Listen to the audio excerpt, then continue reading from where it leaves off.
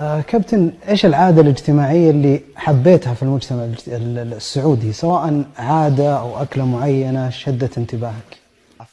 الالتزام الديني الذي يملكه الشعب المسلم لم أر له مثيلا. جذبني هذا الأمر وشدني كثيرا محافظتهم وتقديسهم للصلوات في أوقاتها المحددة. جميعهم يصلون في ساعة معينة، يصطفون بصف واحد أيا كانت الصفة أو المكانة لهم، سواء كان فقيرا أو غنيا. حتى أنني أتذكر في أحد المرات كنا في الجو بالطائرة وقام بعضهم بالصلاة. شيء جميل حينما ترى الإيمان الذي يربط الشخص بربه والتواصل المستمر بينهم، وأنا أتعلم من هذا الشيء لأن ديني فيه الإيمان مهم أيضا، ويجب أن أتواصل مع الخالق. لكن أحيانا يمر يوم كامل لا نشكر ربنا ولا نصلي إلا مرة واحدة، بعكس ما يحدث هنا بأن التواصل مع الرب أكبر. أنا لا أتحدث من دافع غيرة، بل من نظرة إعجاب في هذه الجزئية تحديدا.